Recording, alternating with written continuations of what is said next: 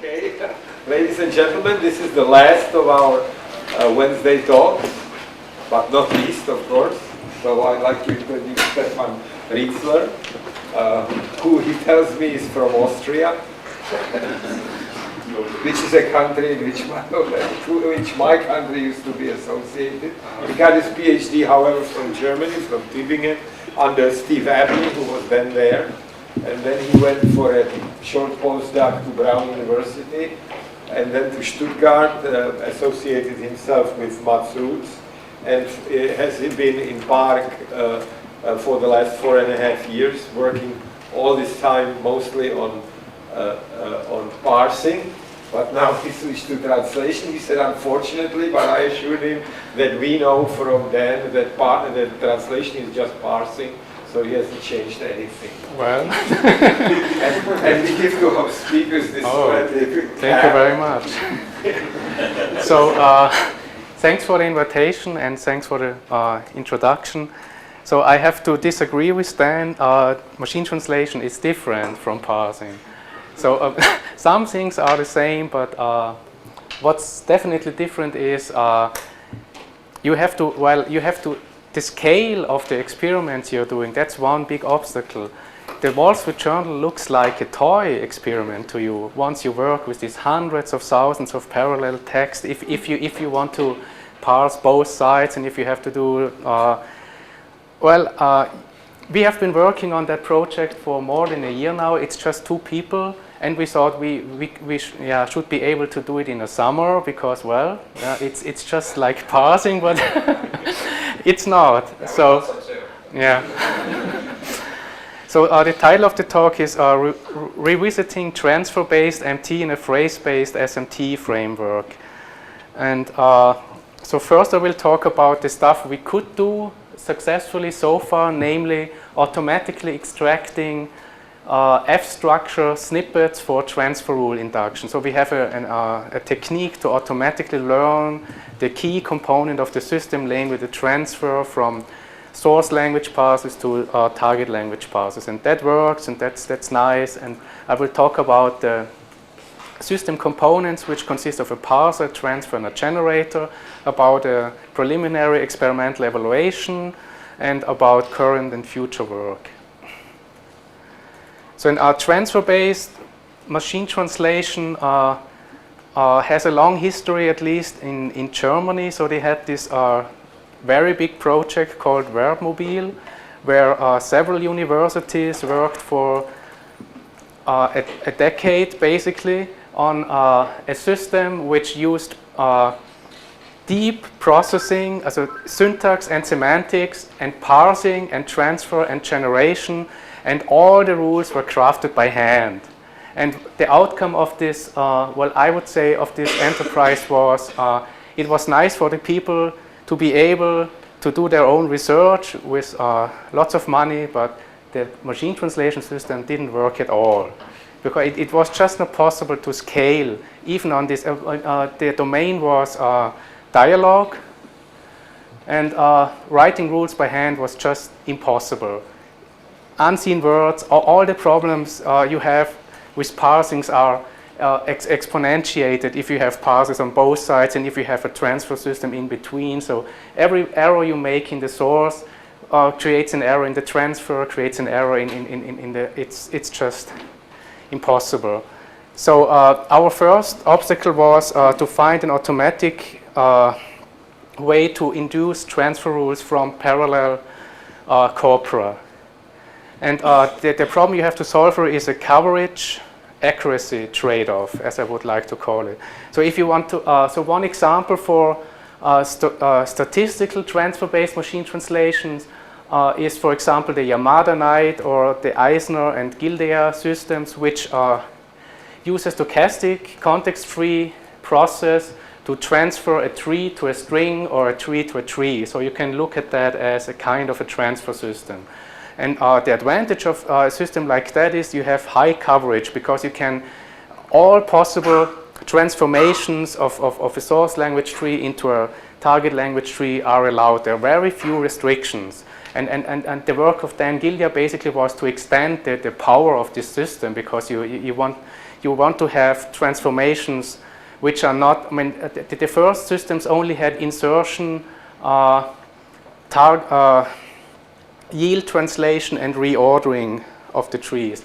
And then introduced a technique which copied parts of trees, which he called, was not copying, cloning, right. So those systems have high coverage and efficient dynamic programming techniques because they work on context-free stochastic processes, but they have a sparse data problem and they have to respect linguistic constituent boundaries, which is one of the main advantages of the state-of-the-art phrase-based SMT systems, that they don't have to, that they are not restricted to linguistic constituent boundaries.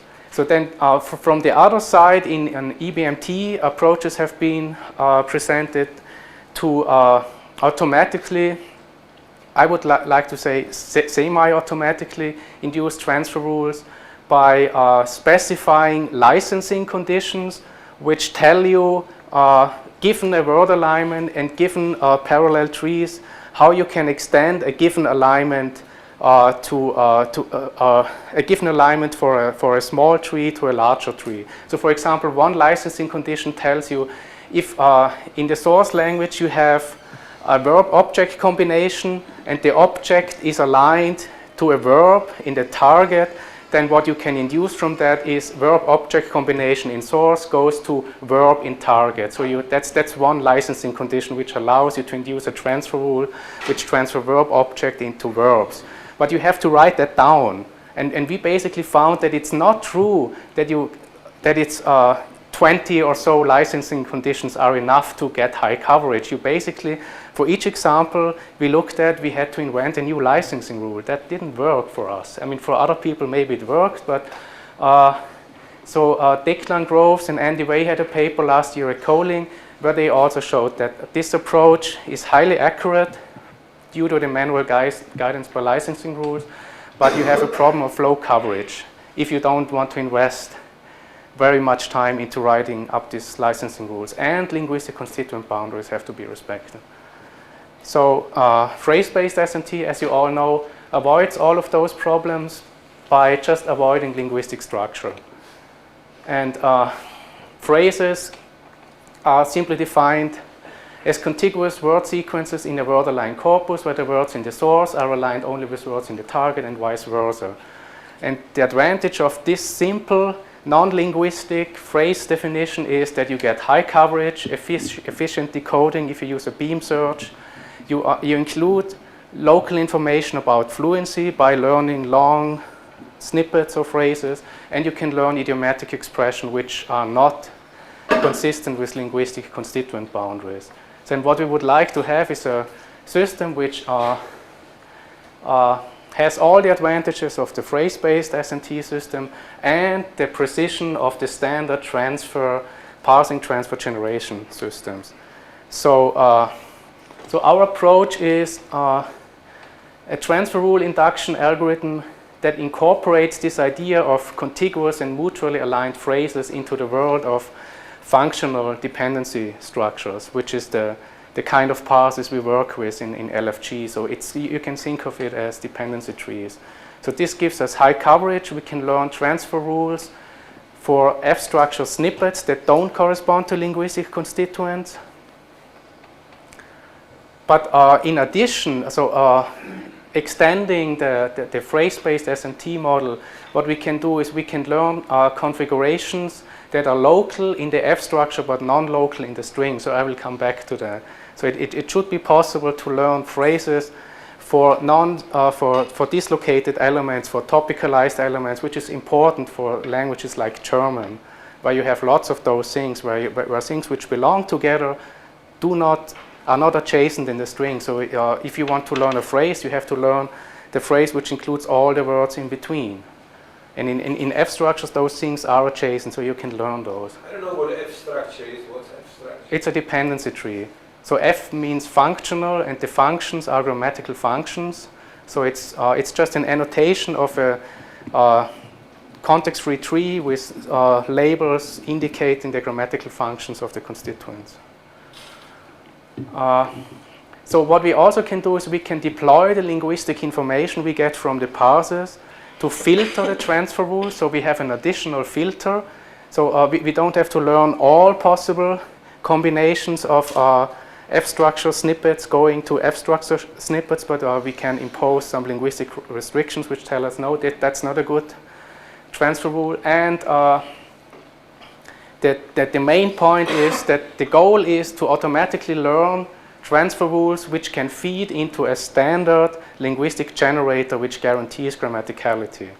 So that was the whole idea. And why did we go into machine translation? So our hope was that we have a bidirectional parser generator. Why don't we use that for machine translation and guarantee grammaticality? And first we have to get our transfer rules and then run it through the system and scale up. And well, as we will see in the experimental evaluation, we can show for the parts of the system that work, we can improve fluency and translational adequacy. But we have to back off in so many cases, so we have to introduce robustness techniques because the parser isn't good enough, the transfer isn't good enough, the generator isn't good enough, that all over the system falls down in comparison to a phrase-based system. So it's a lot of development which has to be done to get that system at the level where the phrase-based systems are at the moment. But if we invest that, then we will be better. But sorry, Stefan, just a question of clarification. Are you trying to induce these alignments directly of the structure pairs, or are you trying to learn the relationships between constraints on the C structure nodes between? No, it's just F structures. We never look at the C structure. C structure is irrelevant. Yeah, only the Fs. So I will give examples how we do that. So the requirements for extracting the snippets is, so we need a sentence-aligned bilingual corpus, automatic word alignment, and LFG grammars for source and target. And so grammars for several languages have been developed, so manually written grammars in the Pargram project, and we have grammars for English, German, Japanese, French, Norwegian, Chinese, Welsh, Urdu, and Arabic, listed in the order of their quality and of their size. Yeah. So we work with English and German at the moment because they have high coverage and they have been worked on for a long time. Japanese is also quite good, and Arabic we just started to work on. And when you say grammars have been developed, I suppose you mean by hand, or yeah, that of a parse corpus? No, I mean those. Okay, the Chinese grammar has been read off the Chinese tree bank. So our colleagues in Dublin developed a technique to read off LFG grammars from parsed corpora, similar to what Steve did for CCGs and stuff like that. And the German and English have been developed by hand. So it's a mix. And the English grammar, actually, there's also an English grammar read off the Penn tree bank is better than the handwritten English grammar, because the main reason is it's closer to the test set. So the handwritten grammar is just the upper bound of the handwritten grammar. So if you look at all possible outputs of the parser and choose the one which has the best match to the gold standard, then the upper bound is 85%. So the Wall Street Journal grammar for English, the LFG grammar, has an upper bound of 90%. So it's yeah, but if you whatever. go Yeah. and tested them on some third neutral corpus, let's say English news file from somewhere else, Yeah. perhaps it would be equal. Well, no, they're actually also on new domains. So they tested that on the BNC. They are also better on new domains. Yeah. So we also have many more rules than you would have. Yeah. You know, like we've got 30,000 rules sometimes, whereas you wouldn't have 30,000 manually created rules. No, I mean, the manually created English grammar also has 100% coverage, but in order to get the coverage, you have to introduce techniques which reduce the accuracy. And for a tree bank grammar, you get coverage for free by just throwing in all those rules. And a coverage for a manually written grammar means you have to back off to parse parts of the sentence correctly and then stitch them together in a right branching tree, for example, and you look for the smallest number of those chunks, and those parsers they are really bad because they mostly get the functional annotation wrong. The C structures are fine, but well, anyway, I just wanted to say that we have grammars for source and target, and we can read them off tree banks, so there is lots of room. If this machine translation project works out well, there's lots of room for us to extend to other languages, and we have grammars for languages where there are no tree banks, so I don't know if a Welsh or Urdu tree bank. And, yeah. And we have a bidirectional system for parsing and generation, which is the key. Yeah. I don't know why you bother with anything but English and German. I mean, you just started out telling us how many difficulties you have. Well, why don't you stick to languages that you know? Because and you're not under duress from the government like we are, that we won't be financed. That's not true. Arabic and Chinese. No, unfortunately, the new business strategy for PARC is that we have to apply for government funding, and the government doesn't care about German, so you have to do Arabic and Chinese. Arabic's interesting anyway. Yeah. Sorry. But to start off, it's easier for me if I can do German because I see what's going on. And if you can first do a language that we actually know, yeah. some hope of doing a language that we don't know. Is the generation component stochastic as well? Not yet. That's what I'm working on at the moment. Yeah. So the procedure, we start off with an improved, which is now standard, improved bidirectional word alignment. You align in both directions, intersect and extend, parse, source, and target, and we select the F structures which are most similar in source and target according to a crossing brackets measure. So that's the F structures we use to read off the transfer rules. So that works much better than selecting an F structure here and selecting one there and then reading off the transfer rules from this possibly erroneously chosen stochastically selected F structures.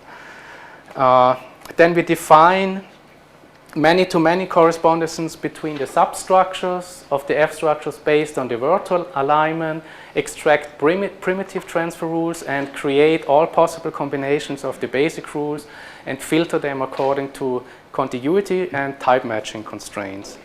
So for example, if I have dafür bin ich zutiefst dankbar and then English translation, I have a deep appreciation for that, and many-to-many word alignment which aligns dafür to word 6 and 7, which is appreciation, deep appreciation, bin to have, ich to I, zutiefst to deep, add deep appreciation, dankbar to appreciation. So that's a wrong output of a many-to-many word alignment system. So some things are right, some things are wrong. And so what we first do is we project the word alignment onto the dependency structures. So can you read that? I don't understand what you said. Dankbar goes with appreciation, right? Yeah. So why did you say it's wrong? Appreciation is the fifth word. No, I think it goes So- with for that at least. I don't know how you're reading the. No, dankbar means... No, you can see it here. So the lines here indicate which predicate items are aligned in the F structure. And dankbar is aligned to appreciation, but appreciation is aligned to zutiefst dankbar, and zutiefst is aligned with add deep appreciation. So zutiefst shouldn't be aligned with add deep appreciation. It should be aligned with deep and not more. So some things are right, some things are not so right. So, but that's from this many-to-many word alignment, we get an alignment of the predicate values of the functional. So those are two F structures. That's the German F structure, which indicates the subject, and an X-comp. So X-comp is a constituent from which you can extract. So it's an embedded constituent. And that constituent has so it's dankbar with an adjunct dafür zutiefst. And here the structure is similar. You have a subject, but not an X-comp, but an object. and the object is a deep appreciation for that. So now you want to learn from that parallel. I'm sorry, Yeah. Stefan, I don't understand what the criticism is. I also don't understand. There's no criticism. I'm just giving an example. I know, Yeah. I see that line. You made some argument, and I just didn't understand it. Why should thieves align with appreciation at all?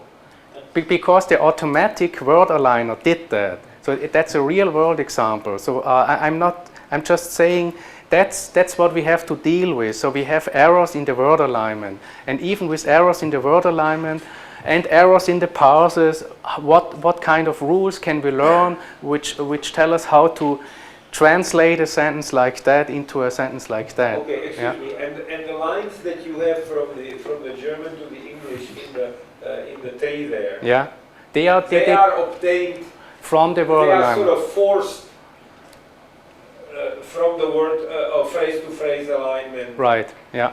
I see. And you can't. Okay, and this method you just have to do this, right? Well, that's So far. in the phrase-based, that's what you do. You have strings and strings. You have a matrix, and you have the word alignment, the many-to-many word alignment, and we just map this many-to-many word alignment into the F structures, and then we start reading of primitive rules, combining the primitive rules, and using some filters to filter out bad rules. Okay. So what are the rules you'd extract from this? So yeah, so the first rule is like a very simple rule which just translates the predicate ich to the predicate I, and that's variables. Then another rule. And these are lexicalized rules. Yeah. Okay. And that one here translates sign to have, but also translates the argument. So it takes the argument subject xcomp, goes to subject object. So the xcomp is translated in the object here. So then another primitive rule is dafür translates into for that. So you have to specify certain templates how you can read off primitive transfer rules from the word alignment. So and one of the templates is that you can take the arguments with you and the embedded predicates of the arguments. And X2 is not specified, but you'll insist that something be there. Yeah. So I just know for has an object which I don't know what it is, and the predicate is of is that right? I don't understand. No, that should be. I think that should be an X2 here. Yeah. Yeah, exactly. Yeah. Shouldn't that be the Yeah. is for that? Yeah. Yeah. It's yeah. Sorry, that's Okay. Let's look at the tree for a minute. Yeah. To understand how you got this. Yeah. So, okay. For that. Okay. yeah. The predicate of the object is that. Yeah. So and it should be X to that. yeah. Okay, so that's how we learn the primitive rules, and then we build complex rules by combining all the primitive rules. So for example, if we look just at the pred values, then we combine sign to tiefs dankbar to have a deep appreciation. So we had a rule for sign. Well, I didn't show that to tiefs dankbar, but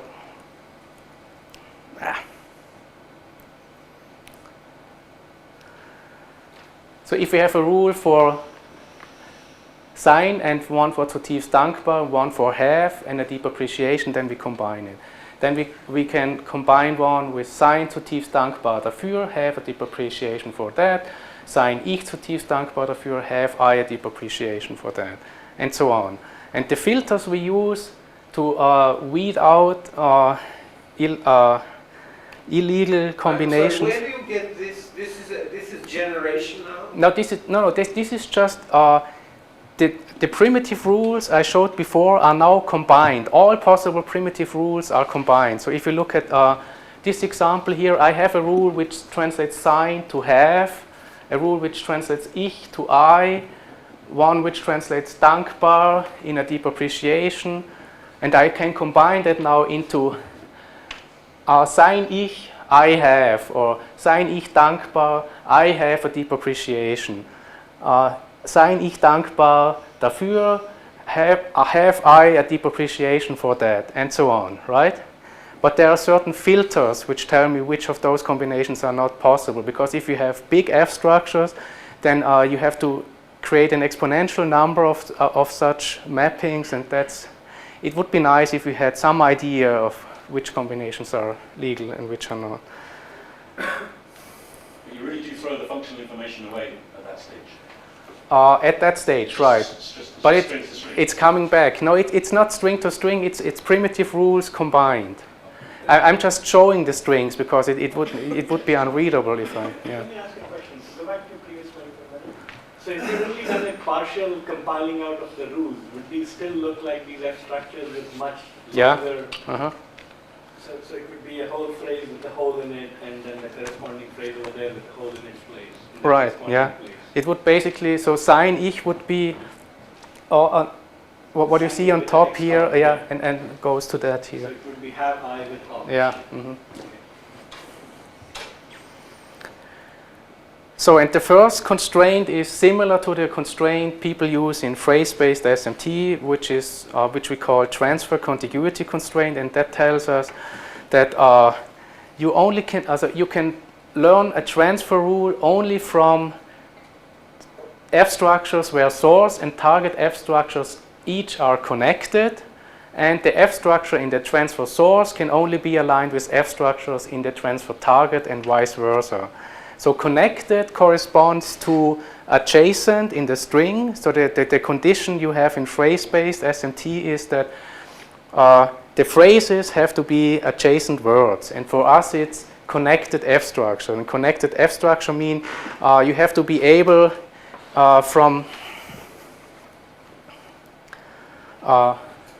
you have to be able to go up, and so for example I and a appreciation is connected because you can go up to the subject and down to I. So if you can't do that, if you can't pick a grammatical function where you, as top node which connects the lexical elements, then the F structure is not connected. And the other condition is the alignment has to be mutual. So the F structures in the source can only be aligned with F structures in the target and vice versa. So an example for that is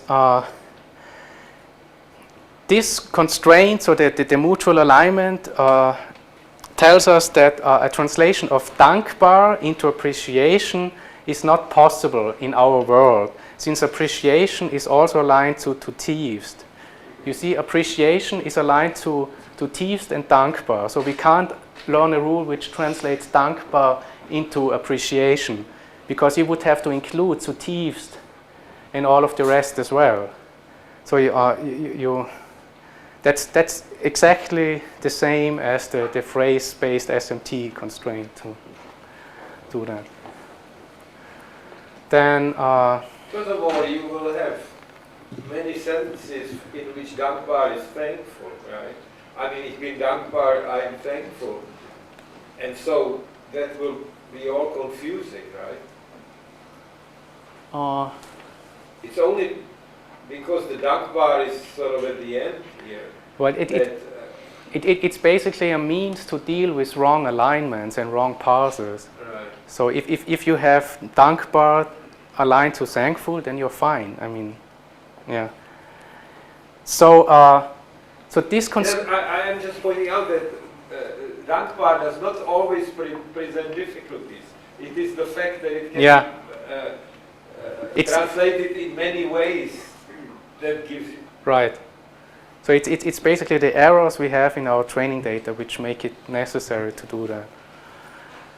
So what I want to say is that this transfer contiguity constraint looks very restrictive, but it still allows us to learn idioms like skip there is from configurations that are local in an F structure but non-local in a string.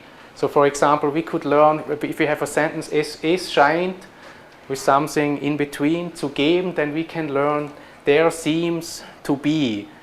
we can learn that. Even so, the things in between don't bother us, because if the things are local in the F structure, and if A shine is aligned to their seams, and 2B is aligned to zugeben, then we can translate that, and this transfer contiguity constraint doesn't interfere, and that's important. I mean, it's important to make the point that we can do that.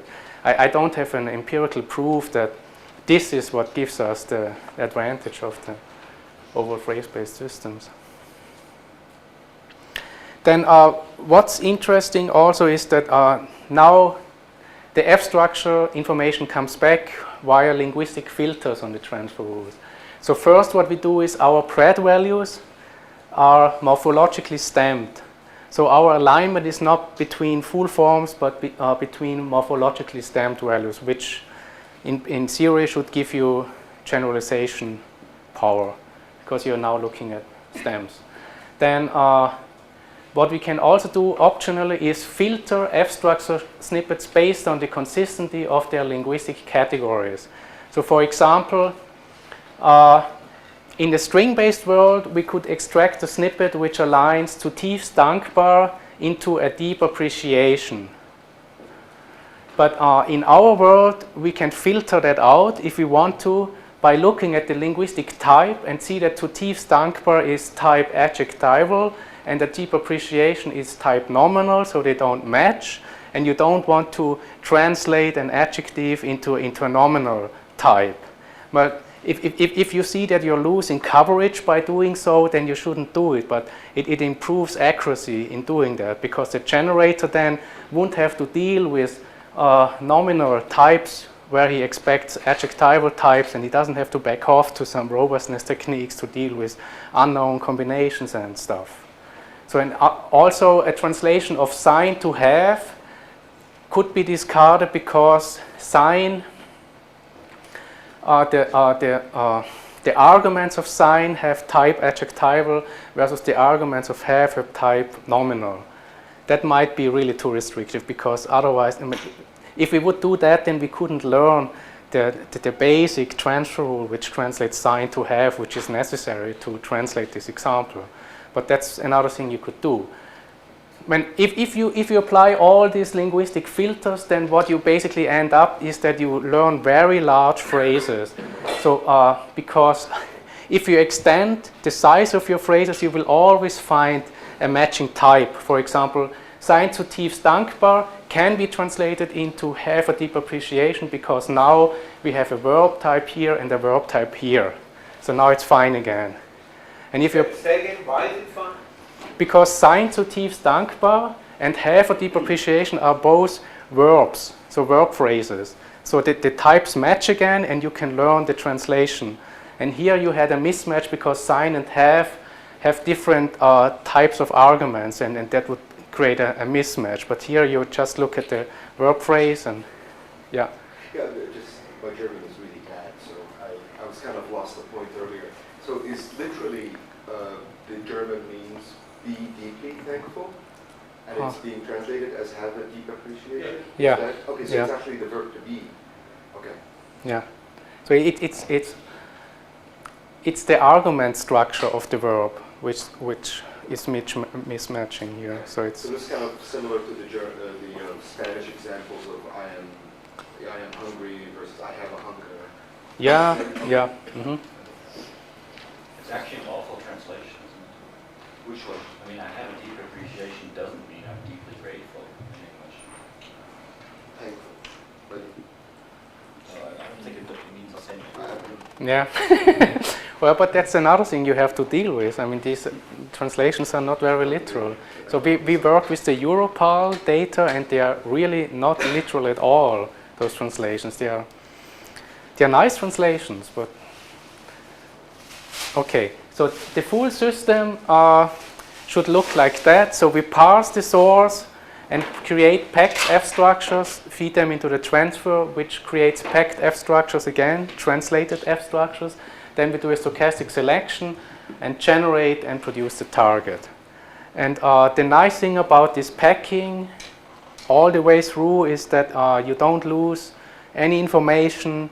You can use dynamic programming all the way through, but in the prototype system at the moment we don't use packing here, we only use it here. And that's creating some problems already. So looking only at one German parse, and you know that the German parser isn't as good as it could be, creates errors right from the start. And so, well, anyway, so that's how it will look like when we're done with fixing everything. So the parser is an LFG parser producing constituent structures, context-free trees, and functional structures, which are labeled dependency graphs encoding predicate-argument relations, and we only work with the F structures in parsing, in transfer.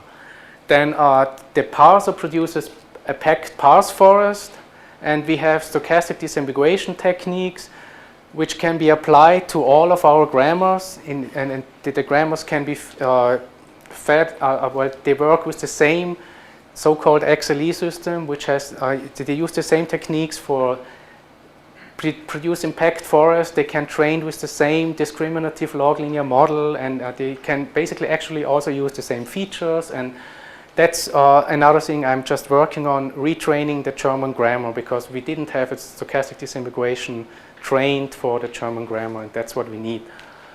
Then what we also have is tokenization and morphological analysis via a cascade of finite state transducers.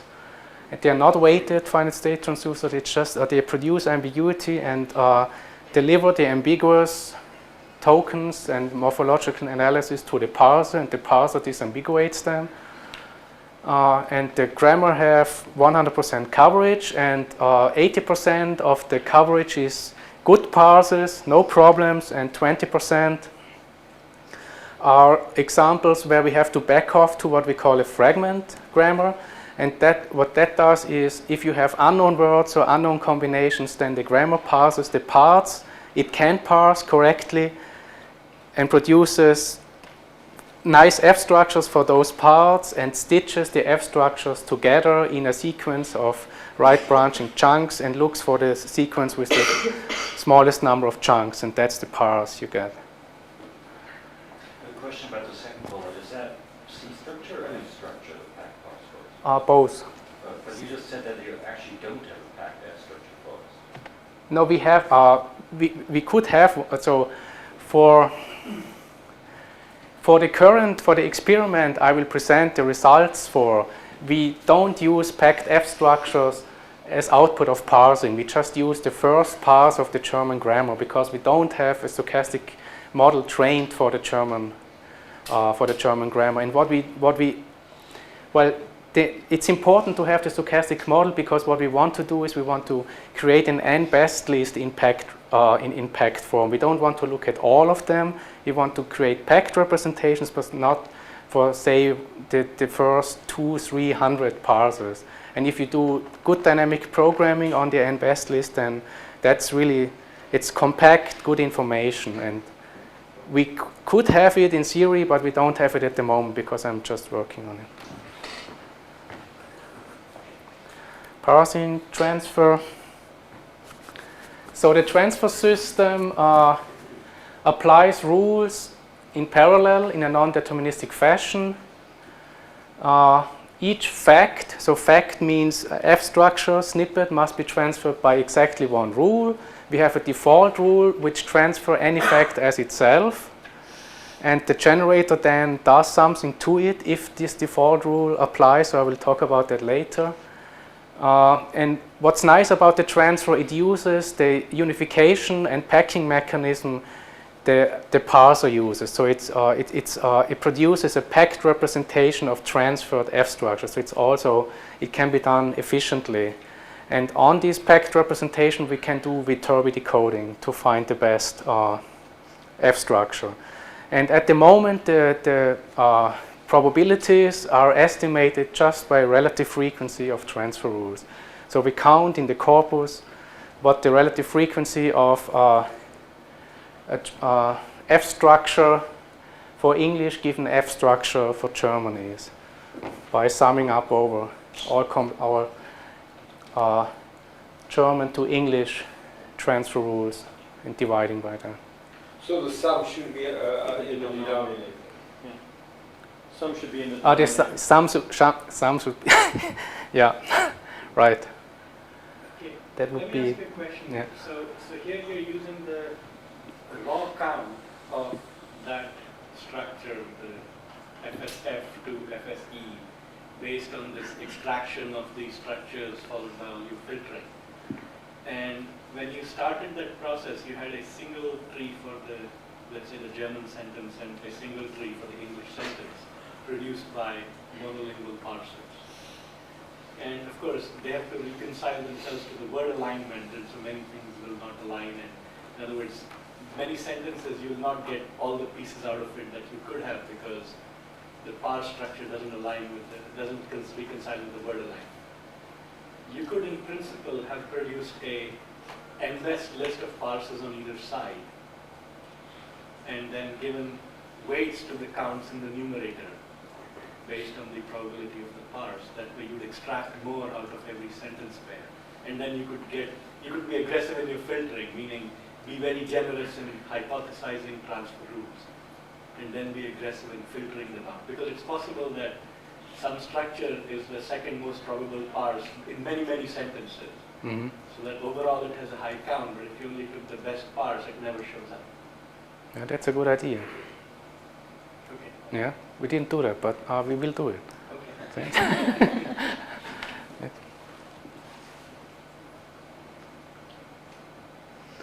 So generation, we can use the same grammar for parsing the training data and for generation in translation. And what we had to do to our generator, we had to make it fault tolerant in the cases where the transfer system operates either on a fragment parse or produces non-valid F structure on its own. And so robust generation has to work on unknown predicates and unknown F structures. So generation from unknown predicates means, for example, if for example the German word Hunde is analyzed and stamped to the pred Hund and numerus plural, but we don't have a translation for Hund, so we don't have a transfer rule, so we translate Hund into Hund. What the generator does to it, it takes the German word and inflects it with the default English morphology, and what we get is Hunds. So that's useful for debugging, because people who don't speak the source language see what's going on. What would that be? Or they see it's a plural noun, and they can go back into the transfer rules or into the grammar and look at what's wrong with our plural nouns. And sometimes we are lucky and we get the right thing. Then generation from unknown constructions is more difficult. So what we have to do here is we have to add components to the grammar which allow to generate any attribute in any order. And we add that in as a suboptimal option into the standard English grammar. So for example, if a subject cannot be generated as a sentence initial NP, which is the standard rule the generator knows, so subjects go as sentence initial NPs. If that's not possible, the generator tries to generate it in any position as any other category. So that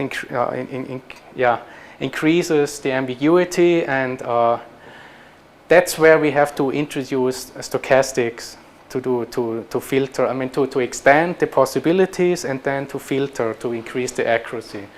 And that's the biggest problem actually at the moment, that this robust generation really decreases the accuracy so much that overall the system is crappy, really crappy. Only in the cases where we don't have to do that, system is fine. What do you mean by robust generation here? That means that it generates something, or that it generates a fluent thing, but it is not a translation? No, robust means it generates something for any input. It's not necessary. Fluent? No. No, not even that. No. So when you say accuracy, it's both not fluent and it does not represent Yeah. the source. So I was going to say, you couldn't back off to a standard phrase-based system Well, just for that channel. What we could do right now is just say we do translation by first trying our system, and our system tells us when it has to back off to robustness techniques in parsing or in generation. And if we have to do that, we just use the phrase-based system, and then overall we get a better hybrid system. But that's somehow boring, right? I mean, you want to build a full system end to end, not. Yeah, no, I guess one of the things I'm thinking is that one way to get the robustness within your framework is to have lots of little rules which just take care of one word with its little tag on top. And if you covered all of those, of course you would have too many possibilities to search, but you could somehow disprefer them over bigger F structures. Yeah. And this again goes back to your extraction of the F structures. If you covered all your sentences, then you'd have these tiny one-word Yeah. F structure transfer.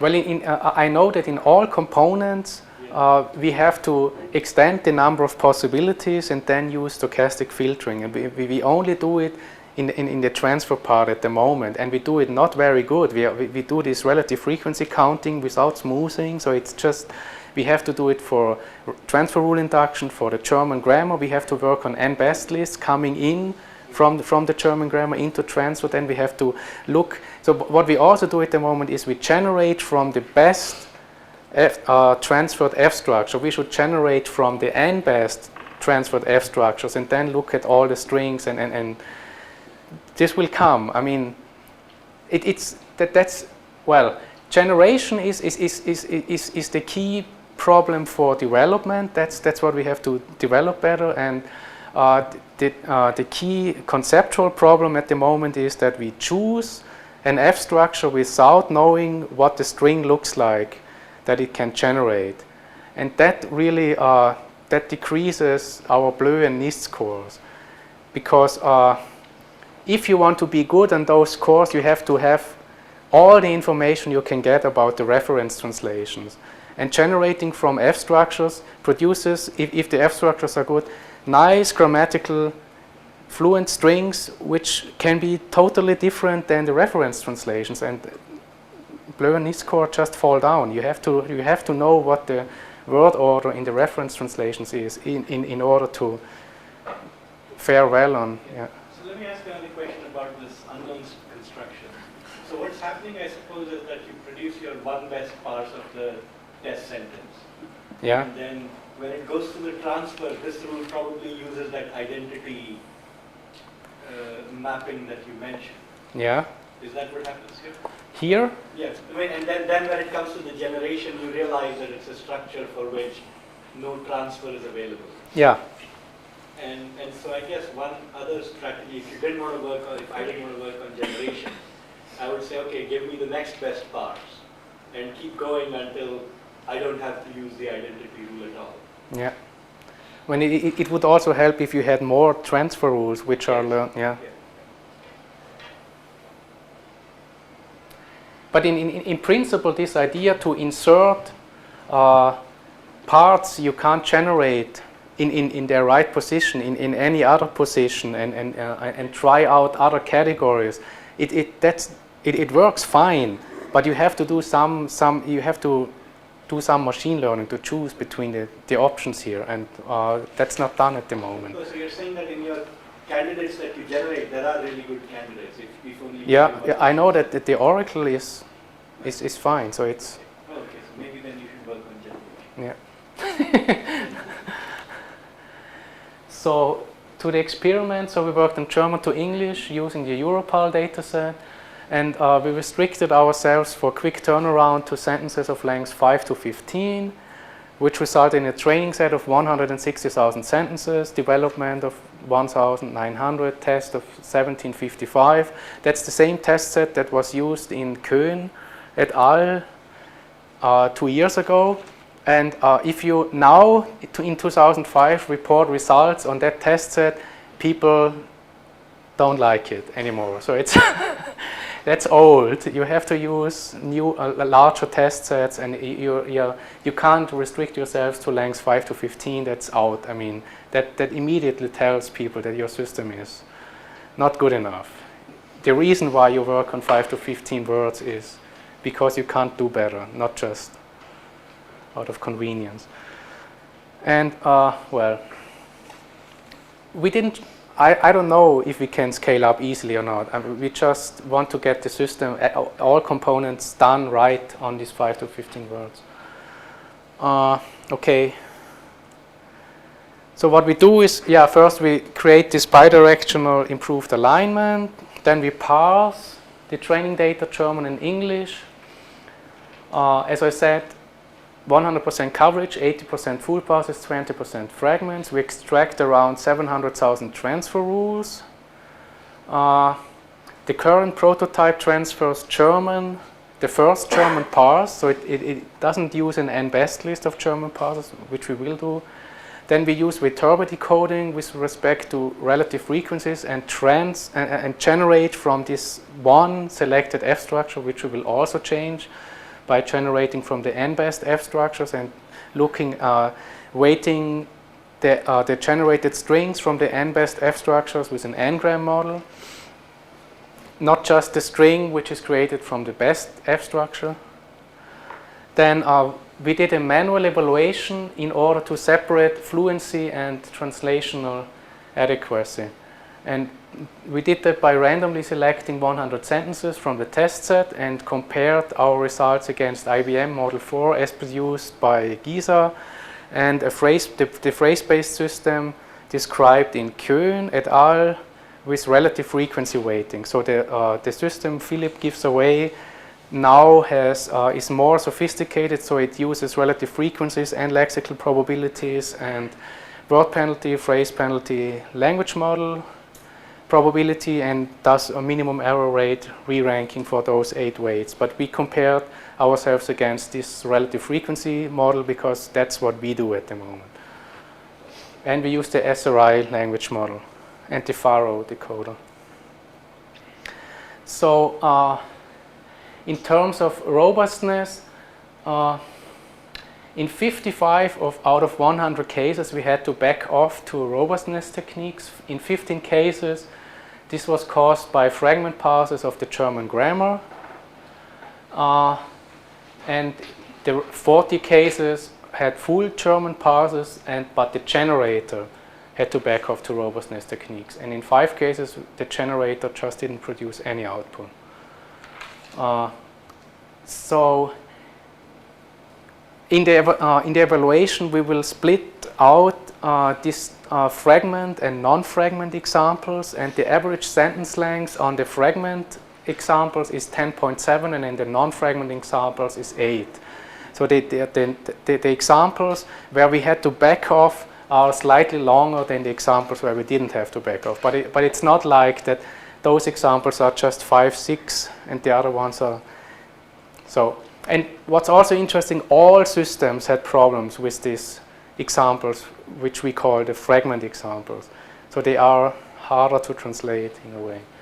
So the manual evaluation was done by presenting the 3 system outputs and the human reference and the source sentence in random order to 2 judges, and the judges were asked to separately indicate fluency and translational quality on a scale from 1 to 5, where 1 is bad and 5 is good. And then we just averaged. So what the evaluation shows is that overall, our system, which is the LFG-based SMT system, has a higher score than phrase-based and Model 4. But if you look at non-fragment and fragment examples, you see that all the gain we get, so that's a fluency, evaluation of fluency, all the gain we get is on non-fragment examples. It's 4.8 versus 4 and 4.4 for phrase-based and Model 4. But on the fragment examples, we are worse than all the other systems. So we have a score of 3.3 versus 3.5 and 3.4. But luckily overall, on this manual evaluation of fluency, we just beat them. And what's also interesting, the fluency is... Five, that means these are 5 sentences? No, that's the human, that's the manually created reference translation. That's the score, the 2 judges assigned to the human, to the manually created reference, and they were all fluent. 5 means they are perfectly fluent.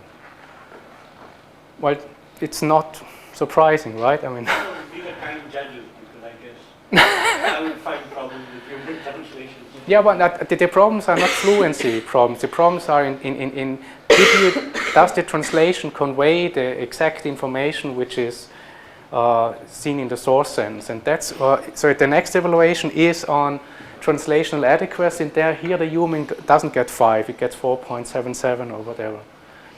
So on that measure, with respect to that criterion, we are worse than the phrase-based model, but better than model 4. And again, all the gain we get is on the non-fragment examples. And on the fragment examples, we are just a little bit better than model 4. Low number is good. High is High good. is good. Oh, I see, okay. So these are like average scores between the 2 judges? Yeah. And the judge, also, I don't have the numbers for inter-judge agreement, but they were very close. Excuse me, where is the model? Model 4, how am I to read the model 4 column? So that means on all examples, model 4 has a worse score in term for translational adequacy than the phrase-based system and then the LFG-based system. And on non-fragment examples, on 45 out of the 100. yeah. No. No, 45 you have to go to robustness. Yeah, that's something different. Yeah. So that's 3.54 means on a scale from 1 to 5 we get 3.5. Yeah. And I was thinking about how many examples, like what fraction of all is non-frag and what fraction of all is... Oh, that's right. The non-fragment is 45 and that's 55. Okay. Yeah. So on examples where our system didn't have to back off to robustness techniques, the numbers are like that. And on examples where our system had to back off to robustness techniques, that's the scores we get. And we did that to see what I mean. That's basically a first step to error analysis. We wanted to see where do we make the most errors, and we see when we have to back off to robust generation. So that's really what we don't do. This means your technique is fine. Yes, get a good test set. Well, one option is when you back up, when you realize in the process that you need to back up, just go and use Philip Gold's system instead of yours. well, that's what I said. We could use but that's not what we want to do. It's somehow it's no longer research. I mean, maybe we have to do that. If some well, I don't think that even the government wants to fund a system like that. So I mean, they fund development at the moment, but it should at least look like research. And our But there's a difference, though, because you just have a more robust backup, and yeah. overall you would do better, even more than what you're doing now for the overall. So I don't think that's that bad. Yeah. It's an interesting, another column to present to say, like, if you did that, how about? Yeah, we should do that. Yeah. So what you really need is you need a better LFG fragment grammar. That's what you need. The generator is more the problem, not the grammar. Yeah, both, but it's mostly the generator. Yeah. There's been a fair amount of research on stochastic generation, so I would guess that you can get gains pretty quickly just applying sort of Yeah. some stuff that's been done and then do more research into LFG specific issues. Yeah. So, okay, so to this, what I conclude from this manual evaluation is that a parse transfer generation system using this automatic rule induction framework can considerably improve fluency and also translational adequacy unless the system has to back off to robustness techniques. And overall improved results are to be expected from further developments of the system components. So currently I call our system a Fiat system. So Fiat in Germany, in German stands for Fehler in allen Teilen, which literally is error in all parts. So in English sometimes it's translated as failure in automotive technology, or fix it again, Tony. So we know what's wrong, so every single part is just wrong, and we have to fix the generator, the parser, the transfer induction, and then we will do better, because then we can improve the number of cases where we don't have to back off, and we know that we do already quite well in those cases. So I also computed NIST scores for the manual. Excuse me, several. Is this on the 5 to 15 word sentence? Yeah. This is on the 5 to 15. Yeah. Well, it might look different on longer sentences. Yes, yes. Yeah. So, and the NIST scores for these 100 sentences look like that. We are close to, on the non-fragment examples, we are close to the phrase-based system and better than Model 4, but overall, since we are so bad on the fragment examples, we are losing overall against phrase-based SMT and Model 4.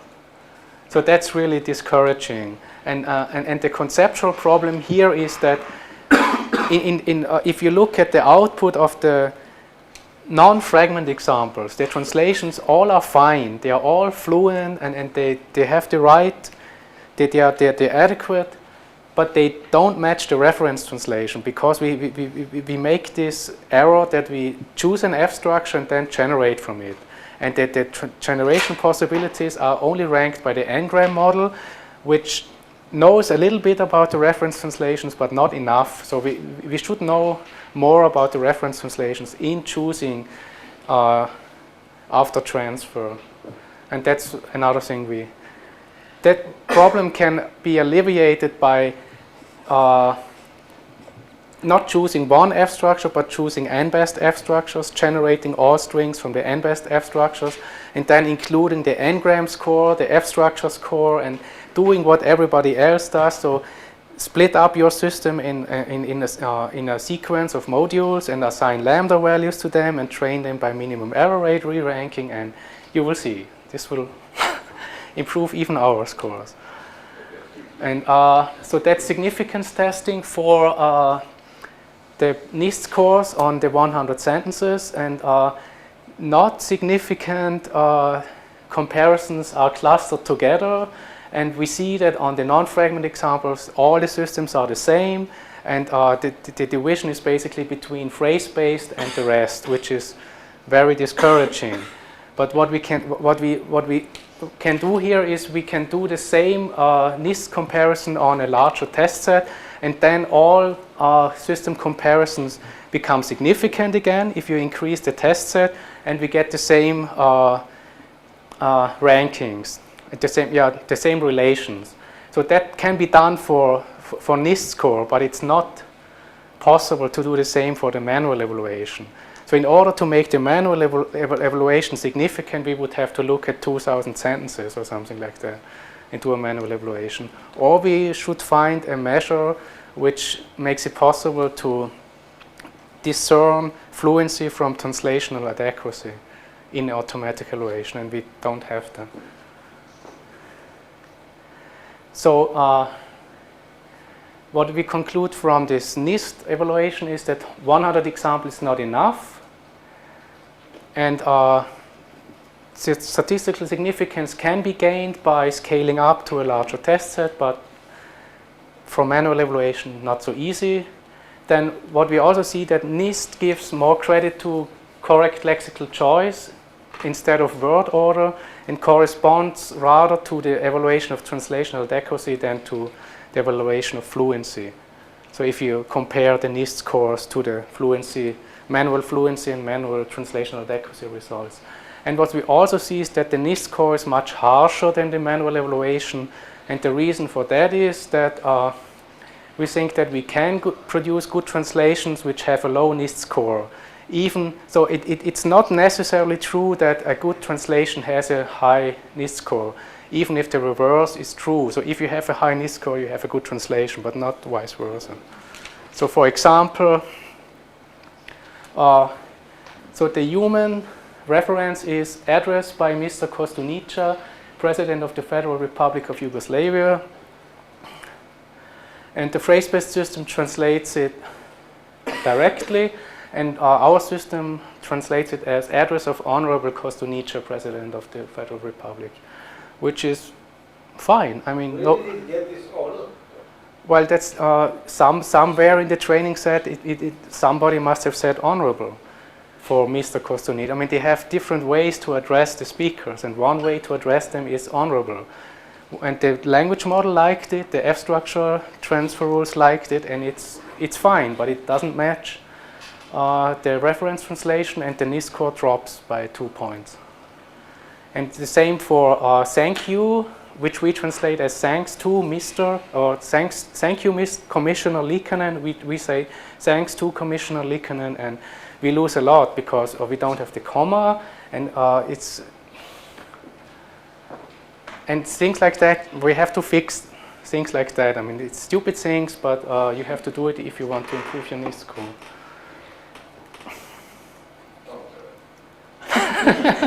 If you improve the NIST score, you will also improve your translations. Well, I don't say we have to go in there by hand. That's not and fix the rule, so to get thank you, comma. But we have to find techniques which do that. Then sometimes the errors we make are penalized harder than errors other systems make. So, for example, the LFG system translates we will win into we have won. So it gets the tense wrong, and so it loses 2 matching words. Whereas the phrase-based system doesn't know the translation for win and says we will siegen and gets a much higher NIST score. So I mean, not knowing the word is much better than getting the tense wrong. And so getting the tense wrong for us means that the generator produces those possibilities. So it's all the present tense F structure, all the strings which can produce from present tense F structure. We have been winning, we are winning, we have won, we win. And it makes the worst choice. I mean, The right one is not there, isn't it, right? no, it's not there. But I mean, I'm saying we make a mistake, but we win would have been better than we have won. Yeah. Why are these options for present tense F structure? Well, that's present perfect. That's progressive. Well, I don't know. That's LFG. That's. No, but I mean the present perfect is not present. It's a present tense. Well, that's weird. Yeah. Don't ask me. I don't. Yeah. Is this learned or is this? No, that's the grammar. I think I would change the grammar. What was the German tense? Wir werden siegen. It's future tense. It was future. Yeah. Then. So I'm sorry, I don't get this. So what is your explanation why you changed the future to past? But that we make an error by not recognizing that we should translate future tense, but you did not notice that wir werden siegen is future. You but didn't even, the analysis did not come up with that. Right. But what we knew is that siegen is win, Yes. and all we got wrong is the tense. But All you got wrong is not, you're putting it low. You're minimizing it, but if it's a question of information, then it tells you that you have won, I think Germany won First, Second World War. I mean, I don't know.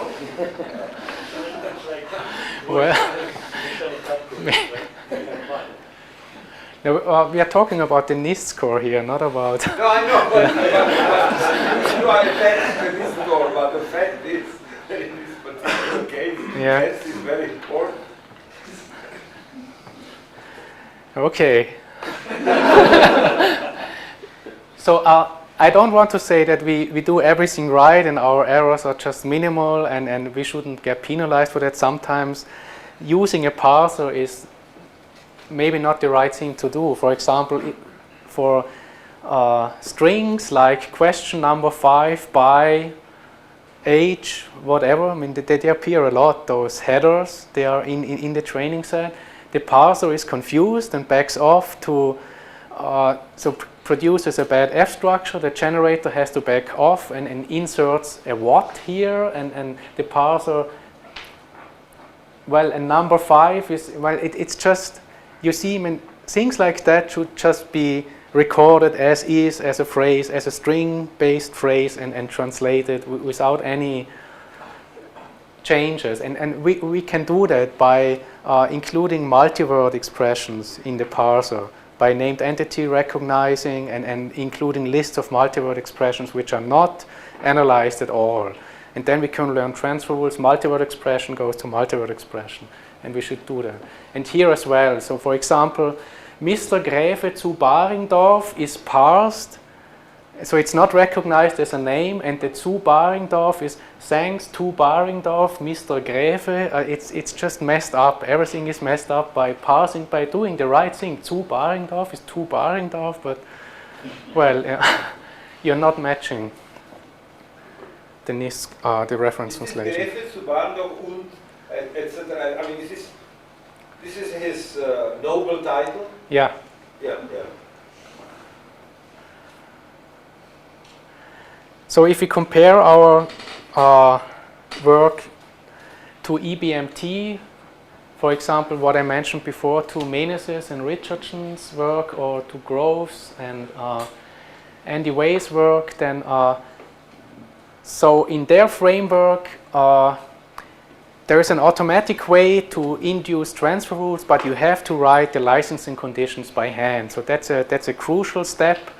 Even if you have to write only a small number of such rules, you have to do it for every language pair anew, and I don't see how you can, well, get large coverage with those systems. And that's what people report, that they have coverage problems in their EBMT systems. Then another related work is dependency tree-led translation. So Dekang Lin and Chris Quirk and other people at Microsoft presented stuff at this year's ACL, and they work on unlabeled dependency trees, and they use parsers only for the source side. And the main difference is, well, the first difference is parsing only on the source side, which might be an advantage because they don't have to create target language parsers for all language pairs. But they don't use a linguistic generator, which we believe can improve fluency, and the whole setup can improve translational adequacy. But what they do is, and what we also should do and integrate in our system, they have a very refined lexical ordering model, which gives them all of the gain. So if you look at their system, it appears that most of the gain over the phrase-based SMT system, and they can beat the phrase-based SMT system. They are the first ones to show that they can devise a parsing-based translation system which beats the phrase-based system. So the gain is not in using parsers and linguistic information, but it's using the linguistic information in the ordering model. So lexicalize the ordering model. So use grammatical functions and lexical items to learn information about how to reorder the phrases which come out of their phrase-based system. Yeah. And they use a minimum error rate training of the system components. Then work which is closest to our approach is Ding and Palmer's approach. They also use label dependency graphs for source and target, and their approach to induce transfer rules is top-down. So what they do is they break parallel dependency trees into phrase-level dependency treelets by synchronous tree partitions. And they use a probability model at each node which tell them, is this a good place to break the parallel trees into smaller treelets, as they call it, and then from the treelets they learn transfer rules. Treelet goes to treelet. So it's top-down versus our approach is bottom-up, and they arrive at a similar induction algorithm. And they do minimum error rate training, and don't use a linguistic generator, but a synchronous dependency insertion grammar. Is this Wasserbaum? Yeah. This is the guy who was here in the workshop 2 years ago. So that's very good work. Yeah. Well, you would have had one competitor less. So the only difference between his approach and our approach is that he doesn't use as much linguistic information in filtering. His filtering all is soft filtering. So he has probability models. For example, this type matching we have, he has a feature which knows about types, and if the types match, then the feature gets a higher value. If they don't match, then not, and things like that. And that might be another way to increase the space of possibilities for our models. Okay, so current and future works. First of all, we have to do fixes to the Fiat system by n-best parsing instead of choosing the first parse. Scale up the transfer rule induction from 5 to 15 words to the full Europal dataset. Then we want to generate from n-best transferred F structures, not just from the best F structure. Then we want to do split the system into components and learn weights for the system components, either by using our log linear model or by minimum error rate training. And then what I'm doing at the moment is working on stochastic generation to increase the accuracy of the robust generator. And that's about it. Thank you very much.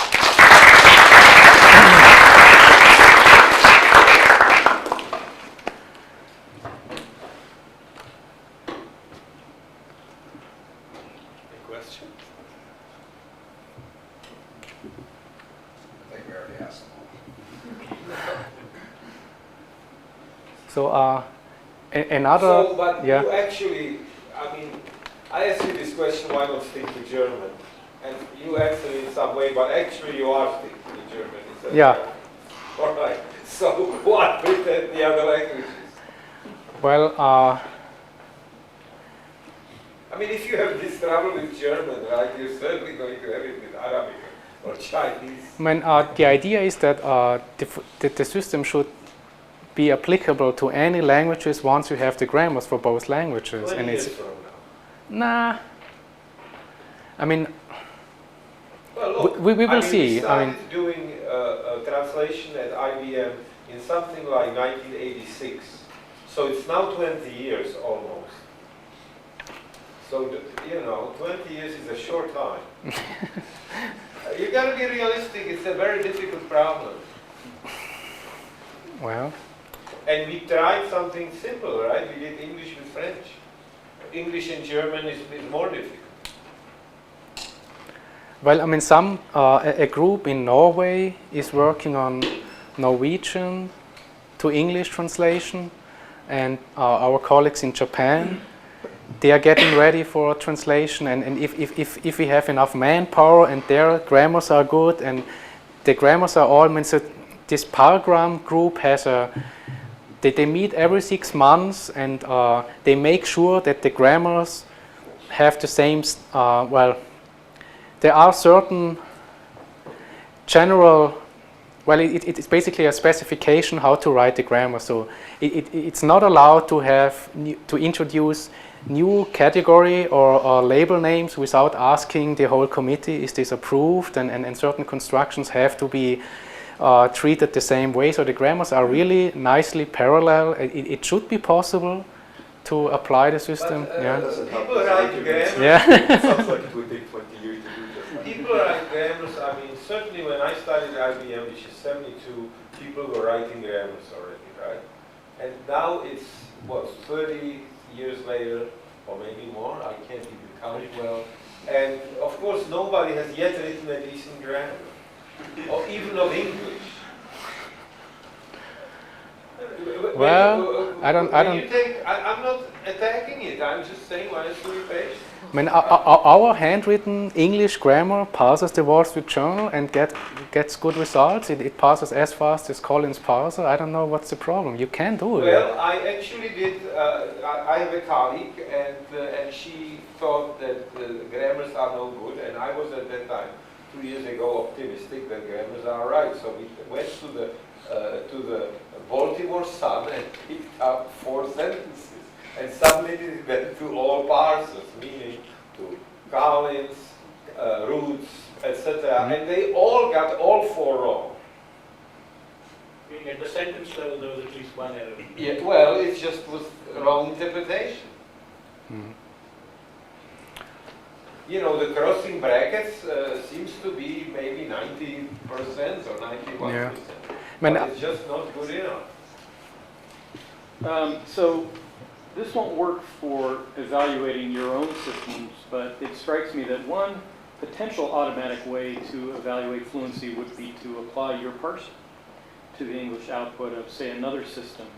And since yours is not like a tree bank parser, that it will choke on disfluent strings, or a large number of disfluent strings, that in fact, whether or not something can be parsed by your LFG grammar is an automatic way to evaluate the fluency. Presumably, if it can be parsed, it's more fluent than something that can't be parsed. Well, it's nice to hear that from you. I mean, we thought about that, and we just believe nobody will ever buy that argument that our grammar can decide for the community what's grammatical or not. I mean, that's...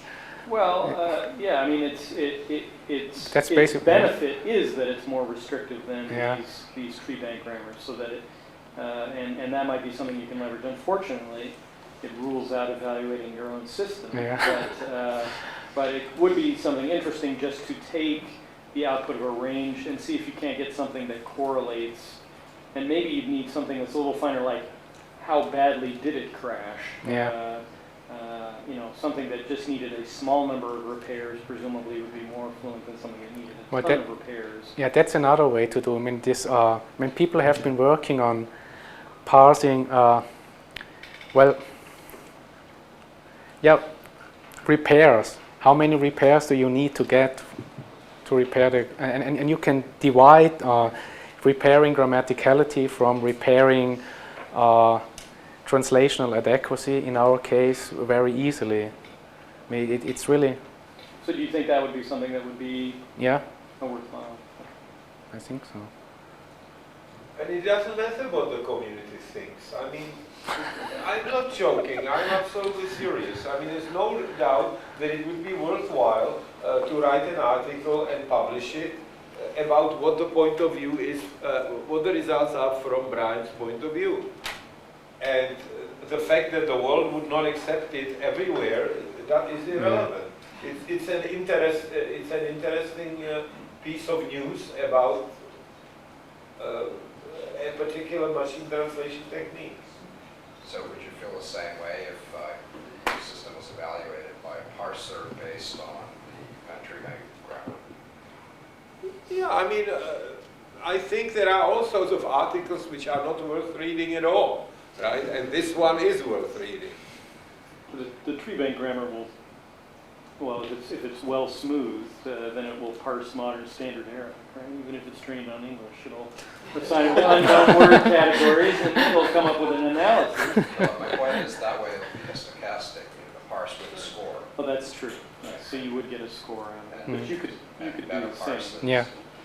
You could do the same. Okay.